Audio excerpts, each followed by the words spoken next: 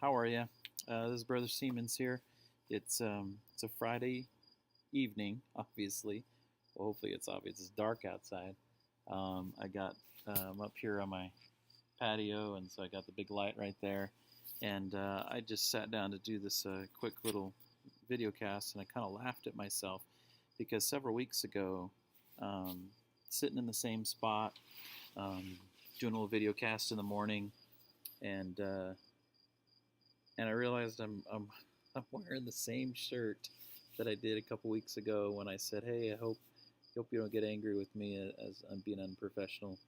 Um, but I guess the confession, it's my pajamas, and so I'm going to bed tonight. And last video was in the morning, but too time rambling on here. Um, I feel the need and always like to offer a little bit of praise. Um, isn't it amazing to think you're in week 9? Um, you just have 4 weeks to go, 9, 10, 11, 12. Um, soon this class is going to be over. And it's been a wonderful journey. It was a little rough at the beginning, and we talked about that. But so impressed with how you guys have continued to work and are turning in good quality work, and you're thinking these things through, and you're putting time in those talks and juggling the busyness of life and still doing a wonderful job. But you should be praised for that.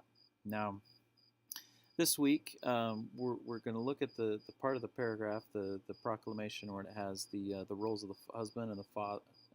Sorry, the roles of the husband and the wife, parents in nurturing and raising and leading a family. And so, I thought, what could I add to this? And I just wanted to take a couple minutes here and look at Ephesians chapter 5.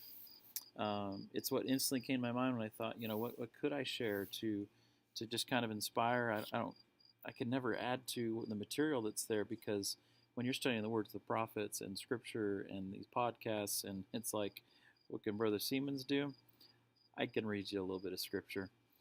A lot of times when there's discussions in the church, sometimes the men, out of humor, will quote Alma chapter 5 and this verse right here, where it says, "Wives, submit yourselves unto your husbands as unto the Lord," and they're talking about so we should, the women should be underneath our rule. And I've loved this for a different reason. I love the beauty of the symbolism where Paul is teaching us that if you want to look at what Christ did for the church and say Christ is the husband, right? Because you're always talking about that marriage covenant in scriptures, and the second coming being, that covenant being the second coming back to that marriage feast. Saying Christ did things for the church, husband should do things for the wife. And so I've always looked at these verses and just said, well, if a wife was married to the Lord, of course she would do anything the Lord wanted him to do, because the Lord is somebody that lays down his life.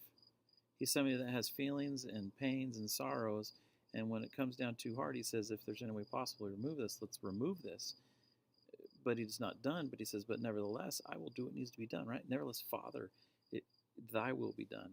And guys, brethren, priesthood, can we imagine how powerful we would be? How much we could help our families if we would set aside what we want to do and do what's right, and do what's most important. So I don't have time to read this whole thing, because I only know how to do a quick cast with a 5-minute runtime. But if you would, on your own, start reading here in verse 21, and you're just going to read 10, 11 verses, well, maybe 12 verses, all the way to the end of the chapter, and really just see how, Christ did this. Husbands, if you do that, then we're going to have a perfect, holy, and complete church. And there's a verse here that talks about being one. And I think after reading Elder Holland's talk, you're going to look at that verse a little differently, aren't you?